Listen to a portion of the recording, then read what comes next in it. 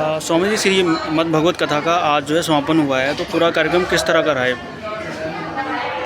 हर गति आज 7 दिवस पर्यंत श्रीमद् भागवत महापुराण की कथा सप्तदिवसीय पारायण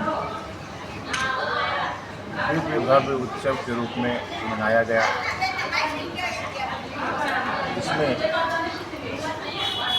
वृंदावन, काशी, बनारस, प्रयाग आदि से संतों का आगमन हुआ। गुजरात से अधिकांश हमारे जितने भी भक्त थे सभी गुजराती थे, गुजरात के ही लोग आयोजन किए थे। श्रीमद् भागवत महापुराण की कथा भी गुजराती में ही की गई। मुख्य रूप से श्रीमद् भागवत जो हमें सिखाते हैं सभी लोगों को अपने अपने स्वधर्म निधनों श्रेय पर धर्मो भयावह, सभी लोगों को, सभी हर मनुष्य को अपने अपने धर्म में रह करके जीवन यापन करना चाहिए।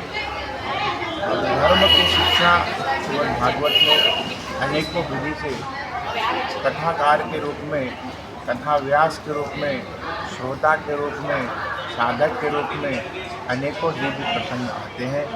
इसमें मुख्य रूप से जो वक्ता हैं वो सुखदेव जी महाराज हैं।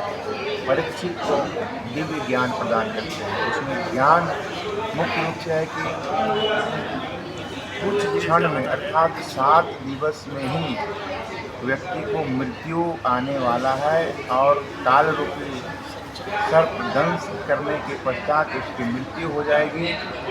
मृत्यु के भय से मुक्ति का साधन क्या है, इसी प्रश्न को लेकर के सारे ऋषि महर्षि वशिष्ठ, पराशर, व्यास इत्यादि सभी एक साथ बैठे हुए थे। उसमें व्यास जी महाराज आकर के इस विधा को प्रदान की कि हमारे यहाँ शास्त्रीय परंपरा में भागवत महापुराण के माध्यम से जीवात्मा को 7 दिन के अंदर मुक्ति हो जाती है। यहाँ तक कि हमारे यहाँ शास्त्र में राजा खटवांग का उदाहरण देकर के बताया जाता है, 2 क्षण में भी मुक्ति मिल जाती है। तो हमारे भागवत और जितने भी हमारे वैदिक परंपरा के शास्त्र ग्रंथ हैं वो सभी एक दूसरे के साथ में हिल मिल करके रहने के लिए सिखाता है। सभी को एक साथ रह करके जीवन जीने की कला सिखाता है। सभी सौहार्द और शांति के पोषक बने रहें। यदि किसी प्रकार का कोई विध्वंसक प्रवृत्ति उत्पन्न होता है तो उसे भगवान के शरण में जाकर उसे भी सद्बुद्धि प्राप्त हो जाती है। ऐसी शुभकामना और शुभेच्छा भागवत महापुराण के माध्यम से सभी को प्राप्त होता है। सभी के मंगल कामना के साथ सर्वे भवन्तु सुखिनः, सर्वे सन्तु निरामया, सर्वे भद्राणि पश्यन्तु मा कश्चित् दुःखं। ओम शांति। भागवत भगवान